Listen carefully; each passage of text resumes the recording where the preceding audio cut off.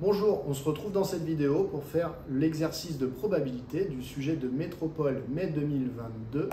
Donc sujet qui a eu lieu le 11 mai 2022, il y a toujours deux sujets, donc c'est le premier jour, le jour 1. Et donc c'est l'exercice 3 qui porte sur les probabilités. Exercice très intéressant qui n'est pas si simple et qui fait également intervenir un algorithme Python. On y va. Alors, dans cet exercice, on nous dit le directeur d'une grande entreprise a proposé à l'ensemble de ses salariés un stage de formation à l'utilisation d'un nouveau logiciel. Ce stage a été suivi par 25% des salariés. Dans cette entreprise, 52% des salariés sont des femmes, parmi lesquels 40% ont suivi le stage. On interroge au hasard un salarié de l'entreprise, on considère les événements F. Le salarié interrogé est une femme, S. Le salarié interrogé a suivi le stage. F bar et S bar désignent respectivement les événements contraires des événements F et S. Petit a, donner la probabilité de l'événement S. Donc, on vous demande en réalité P de S. S, si on relit l'énoncé, c'est le salarié interrogé a suivi le stage. Donc en fait, on nous demande, quand on a tout le monde face à nous, la probabilité de choisir quelqu'un qui a suivi le stage. Donc quand on a tous les salariés devant nous, et bien comme il y a 25% des salariés qui ont suivi le stage, et bien on a donc 25% de chance de choisir au hasard un salarié qui a suivi le stage. Donc, la probabilité, c'est 25%, que vous pouvez aussi écrire 0,25 ou encore écrire un quart. Voilà pour cette première question. Pour la question 1b, on nous dit recopier et compléter les pointillés de l'arbre pondéré ci-contre sur les 4 branches indiquées. Donc je vais recopier cet arbre et on va compléter. Donc pour compléter cet arbre, eh bien on va relire l'énoncé. Alors, vous voyez déjà la première probabilité qu'on nous donne. Donc à chaque fois qu'on a les chiffres, on va regarder un petit peu à quoi ça peut correspondre. Donc 25% des salariés, c'était ceux qui avaient suivi le stage. Donc c'était P de S. P de S, vous voyez que dans cet arbre, a priori, on ne peut pas le placer puisque P de S, S, on le retrouve sur les deux branches qui sont là. Ça veut dire que P de S, en réalité, correspond à une probabilité totale, c'est-à-dire la somme de la probabilité de l'événement F inter S avec la probabilité de l'événement F bar inter S. Donc en réalité, P de S, ce serait la somme de cette branche avec celle-là. Donc P de S, on ne peut pas le placer directement. Donc on passe au nombre suivant. Dans cette entreprise, 52% des salariés sont des femmes. Donc là, ça veut dire par contre que quand on a tous les salariés face à nous, eh bien il y a 52% de femmes. Donc sur la branche, le salarié interrogé est une femme, je vais donc inscrire 52%. Ou du coup 0,52 ou 52 divisé par 100. C'est le même nombre. Du coup, puisque ici F et F bar forment une partition de l'univers, c'est-à-dire que quand on n'est pas une femme, eh bien, soit on est une femme, soit on n'est pas une femme. Donc, c'est-à-dire que si on a 52% de chance de tomber sur une femme, ça veut dire qu'on a 1 moins 0,52 pour la probabilité de tomber sur un homme. Donc, finalement, ici, on va avoir 0,48 pour compléter ici. Ensuite, on va vouloir compléter ce qu'il y a sur les branches ici. Alors, ce qu'il y a sur les branches ici, ce sont des probabilités dites conditionnelles, puisque ici, je dois trouver la probabilité de choisir une personne qui a effectué le stage, sachant que devant moi, je n'ai que les femmes de l'entreprise. Et ici, c'est la probabilité de choisir une personne qui a fait un stage, sachant que devant moi, je n'ai que des hommes de l'entreprise. Donc, il faut que je relise un petit peu ce qui a été dit. Et donc, on nous dit parmi lesquels, donc voilà, on nous avait dit 52% de salariés sont des femmes, parmi lesquels 40% ont suivi le stage. Donc, parmi lesquels 40% ont suivi le stage, ça veut dire qu'il y en a 40% qui ont suivi le stage, et donc il y en a 60% qui n'ont pas suivi le stage. Alors, si vous regardez bien dans l'énoncé, on vous demandait de compléter là où il y avait des pointillés. Si on regarde bien où sont les pointillés, il n'y a pas de pointillés sur les branches en bas de l'arbre. Donc, pas besoin de compléter. Alors, ce n'est pas infaisable, mais certainement qu'on va nous demander de le faire au fur et à mesure de l'exercice.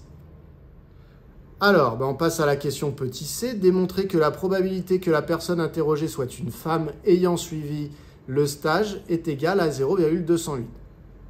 Donc, on choisit une personne au hasard. Et donc, on veut la probabilité que ce soit une femme et qu'elle ait suivi le stage. Donc, pour cette question, eh bien, en réalité, on nous parle de l'événement, de la probabilité de l'événement être une femme de l'entreprise et avoir suivi le stage. Donc en fait, c'est l'intersection de l'événement choisir une femme et choisir quelqu'un qui a effectué le stage. Cette intersection, eh bien, vous savez que ça correspond en fait à la branche qui passe par l'événement F et l'événement S, donc ça correspond à cette branche-là. On a bien envie de dire qu'on va multiplier 0,52 et 0,4. Si on veut écrire la formule, c'est qu'en fait, on va multiplier donc 0,52, ça correspond à la probabilité de F. Donc P de F multiplié par celle qui se trouve ici, et elle, c'est P de S, sachant qu'on est dans le groupe des femmes. Donc P de S, sachant F. Ensuite, eh bien, on fait notre petit calcul, 0,52 fois 0,4, et on trouve donc 0,208. On peut donc passer à la question suivante. Question 1D. Question 1D, c'est on sait que la personne interrogée a suivi le stage. Quelle est la probabilité que ce soit une femme? Donc quand on vous dit on sait que la personne interrogée a suivi le stage, ça veut dire que devant nous, nous n'avons que les gens qui ont suivi le stage. Donc, ils représentent 100% pour nous. Donc, quelle est la probabilité que ce soit une femme? On va s'intéresser en réalité à la proportion de femmes qu'il y a parmi les gens qui ont suivi le stage. Donc, en réalité, ce qu'on est en train de vous demander dans la question 1D, c'est quelle est la probabilité, donc sachant que la personne a suivi le stage, donc sachant que la personne a suivi le stage, quelle est la probabilité pour que ce soit une femme. Les formules de probabilité conditionnelle, donc vous savez que c'est la probabilité de l'intersection des deux événements, F inter S, divisé par la probabilité de l'événement qui se situe en bas du fameux sachant que, donc P de S. Il se trouve que P de F inter S, vous venez de le calculer, c'est 0,208, et que P de S, on l'avait plutôt trouvé grâce à l'énoncé, hein. Ça c'était pas un calcul, hein, on l'avait juste exhibé, donc 0,25. Et on trouve donc 0,832. Donc P de F sachant S est égal à 0,832. On passe donc à la question petit e. Le directeur affirme que parmi les hommes salariés de l'entreprise, moins de 10% ont suivi le stage. Justifiez l'affirmation du directeur. Donc, le directeur, les fameux moins de 10% qui ont suivi le stage, c'est parmi les salariés de l'entreprise. Donc, en réalité, ce qu'on veut connaître, c'est la probabilité de, lorsqu'on a un homme, que les hommes face à nous, de choisir quelqu'un qui a suivi le stage. Et on va regarder si cette probabilité est plus petite que 10% ou si elle est plus grande que 10%. Visiblement, elle est plus petite que 10% puisqu'on nous dit justifier l'affirmation du directeur. C'est que cette affirmation est certainement vraie. Donc, parmi les hommes salariés de l'entreprise, ça veut dire sachant que la personne choisie est un homme, quelle est la probabilité qu'il ait suivi le stage? Donc, le but pour nous, ça va être de calculer P de S, sachant F bar. Alors, pourquoi F bar? Eh bien, parce qu'on nous a dit parmi les salariés qui sont des hommes. Et donc, on utilise ici l'événement contraire d'être une femme, qui est du coup être un homme. Donc, on peut le noter F bar, cet événement. Donc, on s'interroge sur P de S, sachant F bar. Alors, eh bien, pour calculer ça, on se dit, chouette, eh bien, j'utilise la formule de d'habitude, c'est-à-dire P de F bar inter S divisé par probabilité de l'événement qui se situe ici en bas, donc P de F bar. Et là, on se dit, bon, très bien. Du coup, ici, j'ai besoin de quoi? J'ai besoin de P de F bar que je connais, 0,48, je l'avais déjà complété. Et j'ai besoin de la probabilité de la branche complète ici, puisque F bar inter S, c'est la branche complète. Si vous avez bien compris ce qu'on cherche à faire, en fait, on cherche la probabilité qui vient ici, c'est-à-dire P de S, sachant F bar. Donc, sachant qu'on a réalisé l'événement F bar, quelle est la probabilité de réaliser l'événement S? Donc, on cherche ce qu'il y a au niveau du point d'interrogation. Donc, il nous faudrait la probabilité de la branche complète, c'est-à-dire de l'intersection des deux événements, et la probabilité de f bar. Celle-là, on a dit, on l'a. Pour trouver la probabilité de la branche complète ici, le problème, c'est que d'habitude, pour trouver la probabilité d'une branche complète, eh bien, on multiplie les probabilités qui se trouvaient sur la branche. Mais vous comprenez bien qu'on ne la connaît pas, celle-là. Donc, la probabilité de la branche complète, il faut la trouver d'une autre manière. La seule autre manière que vous avez de la trouver, eh bien, c'est d'utiliser ce qu'on a dit au tout début. Au tout début, on a dit que la probabilité de l'événement S était égale à 0,25. Et la probabilité de l'événement S, qu'est-ce que c'est? Eh bien, c'est cette branche ici plus celle-là. Donc, en réalité, si je sais que la somme de cette branche et de celle-là donne 0,25, comme je sais que cette branche-là, souvenez-vous, c'était 0,208, eh bien, finalement, par soustraction, je vais pouvoir calculer la probabilité de cette branche ici, donc de f bar inter S.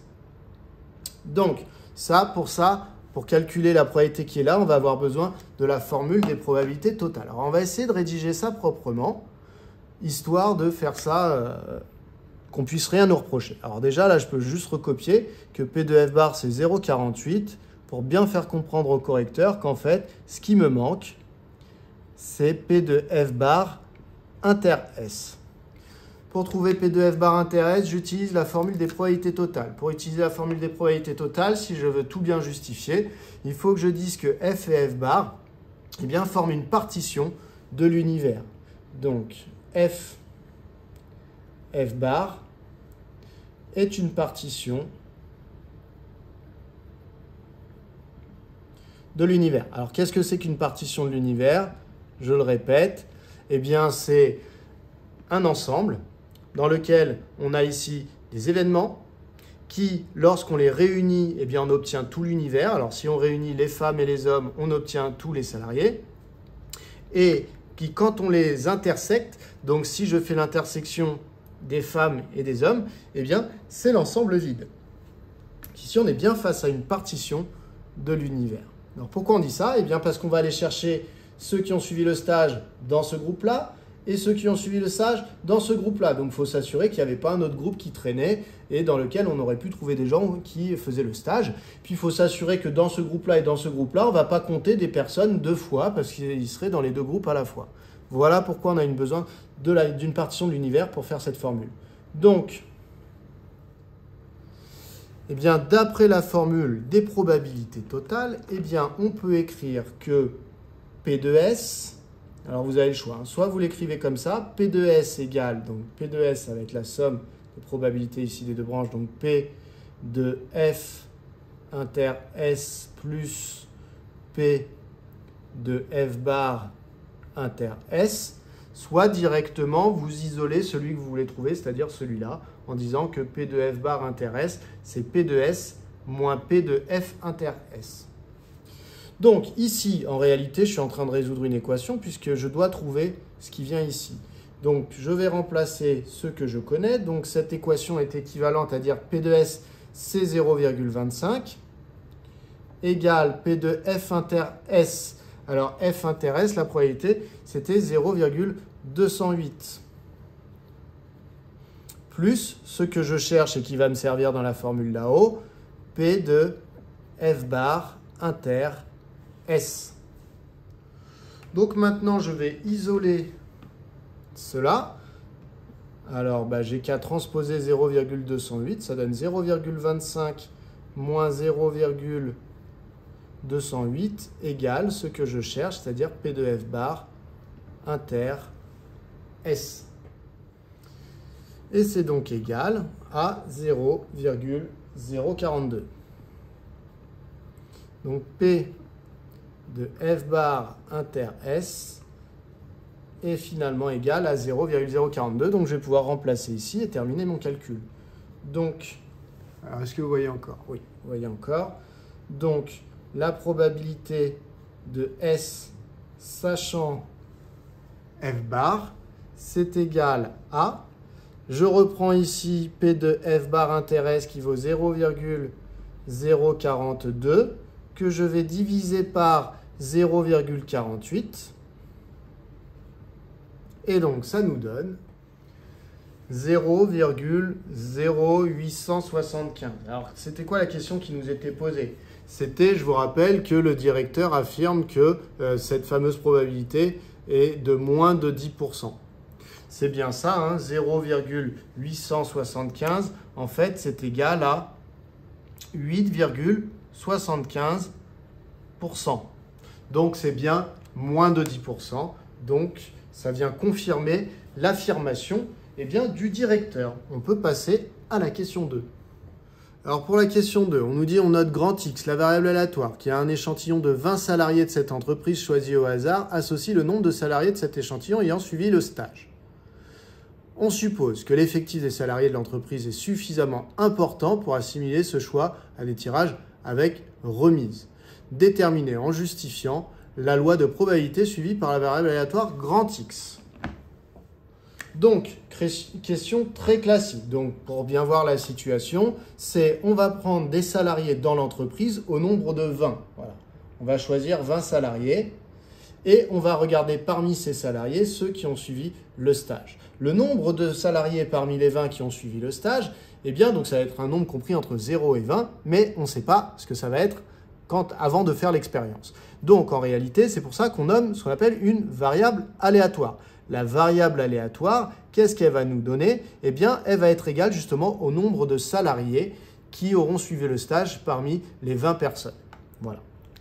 On appelle ça donc une variable aléatoire. Ici, on nous demande la loi que suit cette variable aléatoire. Alors, ce qu'il faut repérer, c'est que quand on interroge nos 20 salariés, finalement, chacun des 20 salariés a la même probabilité de répondre qu'il a suivi le stage ou non. Alors, comment on sait qu'ils ont la même probabilité? C'est normalement, on dit, bah oui, mais si le premier a suivi le stage, du coup, comme je l'ai interrogé, dans l'entreprise, les gens qui restent, il y en a un peu moins qui ont suivi le stage, puisque je viens d'en prendre un qui a suivi le stage. Mais, je vous rappelle que quand vous avez la phrase qui dit « On suppose que l'effectif des salariés de l'entreprise est suffisamment important pour assimiler ce choix à un tirage avec remise », ça veut dire qu'en fait, il y a tellement de gens dans l'entreprise que quand vous interrogez une personne, finalement, et ça ne change rien aux probabilités pour la suite. C'est-à-dire que là, par exemple, il y a 25% des salariés qui ont suivi le stage.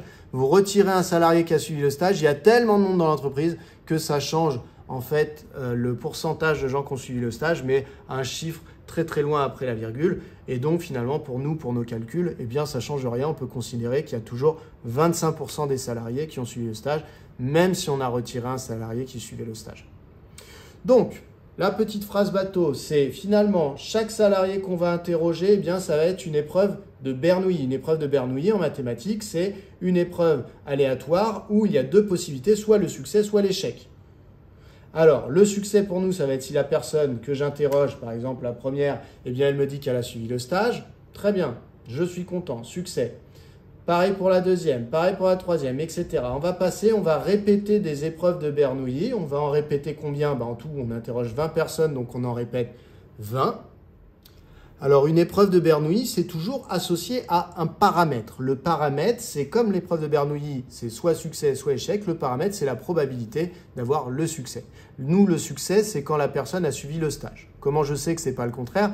Parce que je regarde ce que compte la variable aléatoire grand X. La variable aléatoire grand X, elle compte le nombre de personnes qui ont suivi le stage, pas le nombre de personnes qui n'ont pas suivi le stage. Donc du coup, le paramètre de chacune des lois de Bernoulli, c'est la probabilité quand j'interroge une personne qui a suivi le stage. Et donc comme il y a 25% de gens qui ont suivi le stage dans l'entreprise, cette probabilité, ce paramètre de cette épreuve de Bernoulli, c'est 0,25. Donc on va dire deux paramètres. Et ce paramètre, il s'appelle petit p. Donc deux paramètres, p égale 0,25. Ces épreuves de Bernoulli, ce sont toutes les mêmes, elles sont réalisées de manière identique et indépendante. Donc finalement, elles sont identiques et indépendantes. Mot très important à avoir ici dans cette phrase. Et donc, on va dire que grand X est la variable aléatoire que vous pouvez noter V.A. qui compte le nombre de succès. Soit vous mettez le nombre de succès, soit vous dites le nombre de salariés qui ont suivi un stage. Et donc ça, vous avez justifié que finalement, grand X suivait une loi binomiale de paramètres 20, 0,25. Donc, grand X suit la loi binomiale. Et donc, il y a deux paramètres pour une loi binomiale. Donc, deux paramètres avec un S. N égale 20 et P égale 0,25 tout simplement. Voilà. Alors ça, cette phrase-là, X suit la loi binomiale de paramètres N égale 20 et P égale 0,25. Vous pouvez aussi le noter comme ça. X, petit tilde, ça veut dire suit la loi en probabilité. Binomial, commence par un B, grand B. Alors vous pourrez dire, comme Bernoulli, oui, mais Bernoulli, il n'y a qu'un paramètre, alors que binomial, il y en a deux. Le premier, par ordre alphabétique, d'abord N, puis P.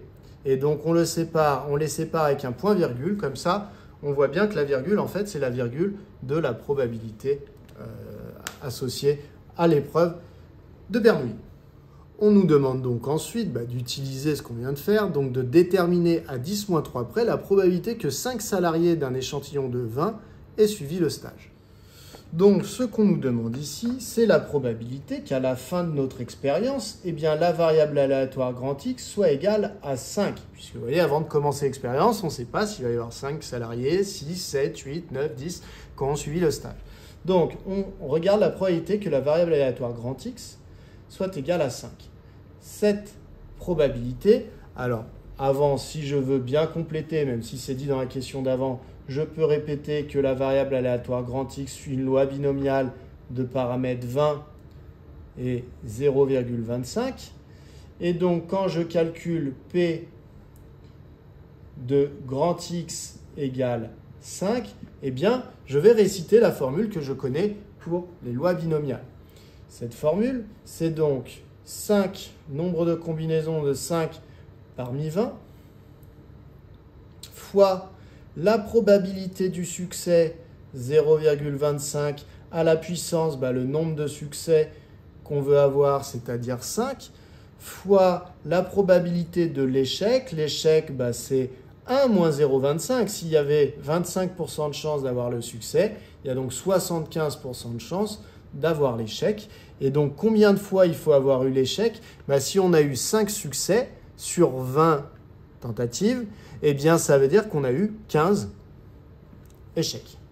Donc, finalement, on a cette formule-là. Cette formule, on peut aussi la taper directement à la calculatrice. La calculatrice, sans même lui dire toutes ces étapes, si vous lui dites qu'il y a une loi binomiale et que vous voulez P de X égale 5, elle sait le faire. Donc, du coup, on va faire ce petit calcul. Alors, je vous montre sur une TI. Alors, si jamais vous voulez faire ce calcul ici vraiment à la main, ce nombre-là, vous allez le trouver avec combinaison. Donc, comment ça se trouve? Vous allez dans Catalogue, vous tapez la lettre C, voilà, et vous tapez combinaison, par exemple, voilà. Et donc ici, c'est 5 parmi 20, donc on inscrit d'abord 20.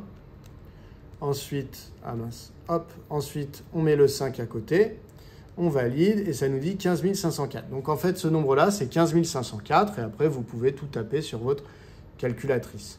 Ou sinon, directement, on va dans Distribution, ici. Donc vous allez là où il y a les lois binomiales dans votre calculatrice. Il y a plusieurs choses qui sont proposées. Il y a binôme FDP ou binôme FREP. Binôme FDP, c'est pour tout ce qui a des égales. Binôme FREP, c'est pour tout ce qui a des inférieurs ou égales. Donc nous ici, il y a un égal, donc on va dans binôme FDP. On nous demande le nombre d'essais. Alors là, vous voyez, c'est une ancienne loi binomiale qui est rentrée dedans. Il faut que je rentre celle d'aujourd'hui. Le nombre d'essais, il y en a 20. La probabilité du succès, c'est 0,25. Et la valeur de X, pour nous, c'est 5. Je valide, et ça me donne 0,202 suivi d'un 3. Mais moi, on m'a demandé d'arrondir à 10-3 près, c'est-à-dire à 3 chiffres après la virgule. Donc, je regarde le quatrième, qui est un 3, et donc je vais arrondir par défaut, puisque si le quatrième, c'est 0, 1, 2, 3 ou 4, j'arrondis par défaut, c'est-à-dire en dessous. Et si le chiffre après le 2, là, ça avait été 5, 6, 7, 8 ou 9, j'aurais arrondi par excès, donc à 0,203. Donc ici, j'arrondis à 0, je je vais prendre le feutre noir, environ égal à 0,202. Ça nous amène à la question C. La question C qui fait appel à un algorithme en langage Python. Donc le programme ci-contre, écrit en langage Python, utilise la fonction binomiale INP, créée pour l'occasion, qui renvoie la valeur de probabilité P de x égale I dans le cas où la variable aléatoire grand X suit une loi binomiale de paramètres NP. Donc en fait, binomial INP, c'est exactement ce qu'on a tapé sur la calculatrice pour avoir ça, c'est-à-dire qu'on précise la valeur de X, la valeur de n, la valeur de p. C'est ce qu'on a fait dans la calculatrice juste avant. Donc voilà, on a une fonction qui fait ça. Vous voyez, effectivement, elle apparaît dans le programme ici. Donc ça veut dire qu'au moment où on appelle cette fonction-là, elle remplit ce rôle-là. Donc elle calcule en fait p de x égale i. Déterminer à 10-3 près la valeur renvoyée par ce programme lorsque l'on choisit proba 5 dans la console Python. Interpréter cette valeur dans le contexte de l'exercice. Alors, j'ai réécrit l'algorithme pour que ce soit plus facile à expliquer. Donc ici, vous avez une fonction qui est définie dans Python. Pourquoi? Comment on voit? Il y a marqué def comme définir. La fonction s'appelle proba et elle prend ici en argument la valeur k.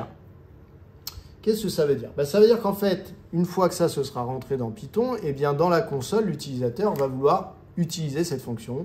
Et donc là, on nous dit qu'il utilise la fonction proba et qu'il l'applique avec 5. Donc il précise à Python que k, désormais, pour lui, va être remplacé par la valeur 5. Donc Python, lui, qu'est-ce qu'il va faire?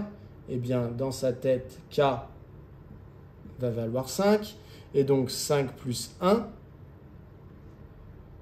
ça donne 6. Donc en réalité, lui, ce qu'il va appliquer, c'est de là à là, avec du coup 6 dans cette case-là. Ensuite, qu'est-ce qui se passe?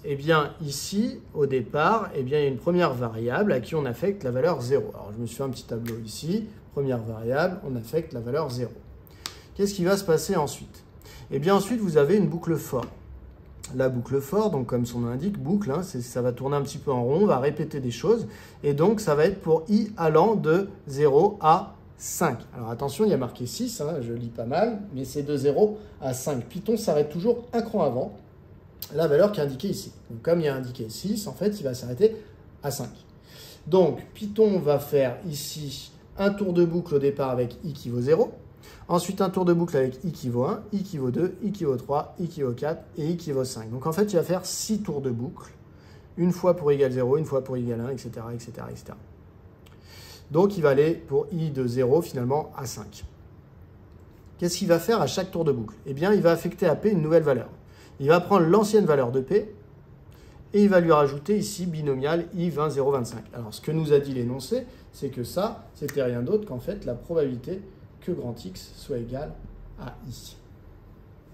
Donc, qu'est-ce qui va se passer ici? Au départ, P vaut 0. Très bien. Premier tour de boucle, I vaut donc 0. On calcule. P, c'est l'ancienne valeur de P, donc 0. À qui on ajoute la probabilité de grand X avec I qui vaut 0, puisque c'est le premier tour de boucle. Donc en réalité, ce qui va être mis dans la première case, c'est P de grand X égale 0. Alors si vous voulez, on peut le calculer avec la calculatrice. On retourne dans distribution. Ici, on retourne chercher la loi binomiale et on redit, voilà, c'est encore dedans, donc 0,25. X vaut 0, je colle la valeur, donc ça vaut 0,003. Donc en fait, la valeur ici, c'est 0,003, si jamais on veut vraiment marquer ce que c'est. Qu'est-ce qui va se passer ensuite? Donc là, les actions sont finies pour i égale 0. On recommence un tour de boucle avec i qui vaut cette fois-ci 1. On va affecter à P la valeur, l'ancienne valeur de P. L'ancienne valeur de P, je vous rappelle, c'était P de X égale 0. Et on va lui rajouter binomial avec le nouveau I. Donc l'ancienne valeur de P, c'était P de X égale 0. Et ce qu'on va rajouter, alors certes, ça va aller 0,003, mais bon, le résultat, vraiment, moi, il ne m'intéresse pas trop. Je vais dégager une formule un peu générale. Donc, P de x égale 0, plus ce que ça va rajouter, c'est binomial avec le i qui vaut 1 cette fois-ci. Donc, l'énoncé nous a dit qu'en fait, c'était P de x égale i. Donc, si i vaut 1, ça fait P de x égale 1. Donc, en fait, quand i vaut 1, eh bien, désormais, ce que j'ai dans P, c'est P de x égale 0 plus P de x égale 1. Et donc, P de x égale 0 plus P de x égale 1, je peux le résumer en P de x inférieur ou égal à 1 finalement. Hein. X égale 0 plus P de x égale 1, finalement, c'est P de x inférieur ou égal à 1. Donc, voilà ce qu'il y aura dans P une fois qu'on aura fini la boucle pour i égale 1. Maintenant, i va être égal à 2 et on va continuer comme ça. Donc, quand i va être égal à 2, on va reprendre l'ancienne valeur de P, donc P de x inférieur ou égal à 1, donc c'était ça, hein, P de x inférieur ou égal à 1, et on va à nouveau ajouter, eh bien, P de x égale, et donc binomial, avec le nouveau i. Le nouveau i, c'est 2. Donc, P de x égale 2. Donc, P de x inférieur ou égal à 1 plus P de x égale 2, finalement, c'est P de x inférieur ou égal à 2. Donc finalement, ce qu'il va y avoir maintenant, c'est P de x inférieur ou égal à 2. Et en fait, si vous comprenez bien ce qui se passe, ça va continuer comme ça. Quand on va avoir i égale 3, ça va être P de x inférieur ou égal à 3. Quand on va avoir i égale 4, ça va être P de x inférieur ou égal à 4. Et quand on va avoir 5, eh bien, on va avoir P de x inférieur ou égal à 5 à l'intérieur de la variable P. Une fois que i vaut 5, eh bien ça s'arrête puisqu'on a dit pour i allant de 0 à 5, puisqu'on avait dit on s'arrêtait un cran avant le nombre qui était indiqué ici. Donc finalement, ce que va retourner l'algorithme, la fonction, quand on va écrire proba 5, c'est la dernière valeur de P. Donc ça va être P de x inférieur ou égal à 5. Alors ça va être bien de le dire. Et ensuite, on va le calculer avec la calculatrice. Voilà, j'ai fait une petite phrase. La valeur renvoyée par proba 5, c'est P de x inférieur ou égal à 5. Alors, si on veut savoir ce que c'est, bah pareil, on retourne dans distribution. Dans distribution, cette fois-ci, comme on veut calculer un inférieur ou égal, toujours avec la même loi binomiale, eh bien finalement, on ne va pas prendre binôme f dp, mais on va plutôt prendre binôme f rep. Nombre d'essais, 20, toujours. La probabilité du succès, 0,25. Et la valeur de x, alors il y en a plusieurs, on les veut toutes jusqu'à 5, mais en réalité, nous, on lui donne que la valeur jusqu'à laquelle on va. Et comme on a écrit binôme frep, on a choisi binôme frep, la calculatrice sait déjà qu'en fait, on veut un inférieur ou égal. On valide et on trouve 0,617 si on arrondit à 10-3. Donc ici, ça va être 0,617. Donc, si on veut une interprétation dans le contexte de l'exercice, alors vous pouvez dire ça, qu'en fait, l'algorithme va calculer P de x inférieur ou égal à 5. Et si on veut mettre encore plus dans le contexte avec des employés qui ont suivi un stage, eh bien, finalement, P de x inférieur ou égal à 5, c'était la probabilité. Donc, P de 5 renvoie donc la probabilité que parmi les 20 employés, il y en ait moins de 5 à avoir suivi le stage. Ça nous amène à la question 2D. Déterminer à 10-3 près la probabilité qu'au moins 6 salariés dans un échantillon de 20 aient suivi le stage. Donc, déterminer à 10-3 près la probabilité qu'au moins 6 salariés dans un échantillon de 20 aient suivi le stage. Alors, la probabilité qu'il y ait au moins 6 salariés, donc ça veut dire que la probabilité que le nombre de salariés parmi les 20 interrogés soit supérieur ou égal à 6, puisque au moins 6, du coup, eh bien, ça va être P de x supérieur ou égal à 6. Alors, j'ai fait exprès de laisser ça, hein, c'est pas très propre sur mon tableau, mais c'est parce qu'en réalité, on va s'en servir au moins 6.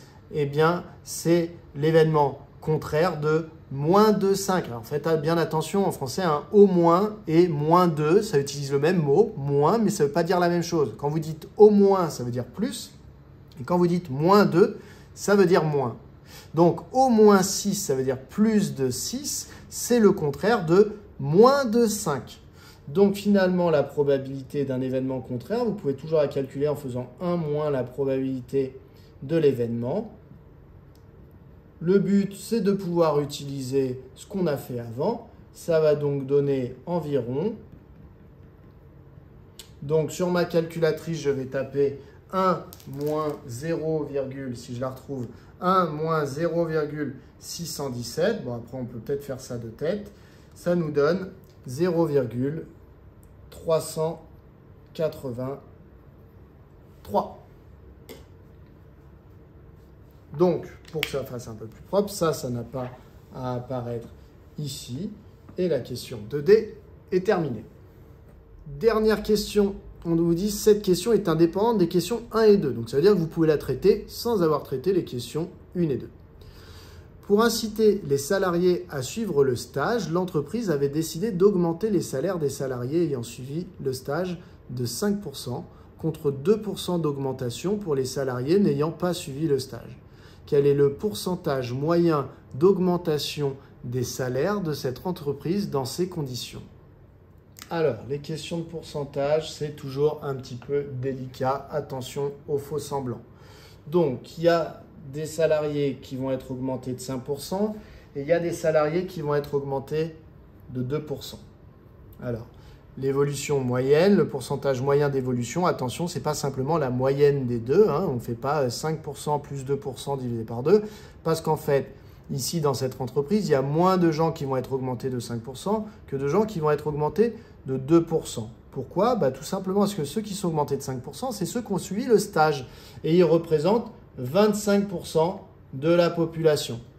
Contre 75% des salariés qui ne vont pas avoir suivi le stage et qui donc vont être augmentés de 2%. Il faut donc pondérer ces augmentations donc pondérer, c'est-à-dire mettre du poids, c'est-à-dire donner plus de poids aux 2% qui est ici dans la moyenne, puisqu'il y a plus de gens à qui s'applique cette augmentation de 2% que de gens à qui s'applique cette augmentation de 5%. Donc, c'est un petit peu comme quand vous avez des notes à des contrôles et que vous avez par exemple eu 12 à un contrôle et 16 à un autre. Si jamais le coefficient que met votre professeur est 3 fois plus important ici que ici, eh bien, ça veut dire que cette note-là, c'est comme si on l'a comptée 3 fois pour une fois celle-là. Donc, comment on fait normalement? Eh bien, on multiplie tout simplement vos notes par le coefficient qui a été affecté. Et ensuite, on additionne et on divise par la somme des coefficients. Donc là, les coefficients qui sont affectés à 5% et à 2%, c'est 25% et 75%. Donc, pour faire votre moyenne, eh bien, il va falloir calculer 5%. Donc, 5%, c'est 0,05. 5%, on va le multiplier par son coefficient, 25%. Donc, 0,25. Et à ça, on va ajouter les 2%, mais qui, eux, vont être multipliés par leur coefficient qui vaut 0,75. Alors, on pourrait dire, oui, après, on divise par la somme des coefficients. Oui, mais là, 25% plus 75%, ça fait 100%, et 100%, c'est 1. En réalité, ce qu'on a appelé les coefficients, ce sont les fréquences. Et donc, quand vous calculez une moyenne à partir des fréquences, eh bien, c'est simplement la valeur fois la fréquence plus l'autre valeur fois sa fréquence. Donc, finalement, ici, on va faire ce petit calcul. Ce petit calcul nous donne 0,0275. Donc, ça veut dire qu'en réalité, eh bien, l'augmentation moyenne, eh bien, ça va être ici, pardon, le pourcentage moyen d'augmentation, ça va être de 2,75%. Donc, si je veux présenter ça un petit peu proprement, eh bien, je peux faire un tableau comme ça, les pourcentages d'augmentation. En dessous, je mets les fréquences. Donc, il y a 25% des gens qui ont été augmentés de ça, 75% des gens qui ont été augmentés de ça. Ensuite, je vais écrire que du coup, la moyenne, eh bien, ça va être de le fameux calcul que j'ai écrit juste avant, 0,05 fois 0,25 plus 0,02 fois 0,75. Et donc, c'est égal à 0,0275. Et donc, je peux dire que le pourcentage moyen d'augmentation des salaires de cette entreprise, eh bien, est de 2,75%. Voilà, on a terminé. Donc vous voyez, petit exercice qui a à balayer vraiment toutes les notions de probabilité, qui a manipulé un petit peu dans tous les sens les notions de probabilité qui sont à votre programme. Je vous encourage à faire d'autres sujets pour voir d'autres choses qu'on peut vous demander et les autres manières avec lesquelles on peut vous poser des questions. À bientôt!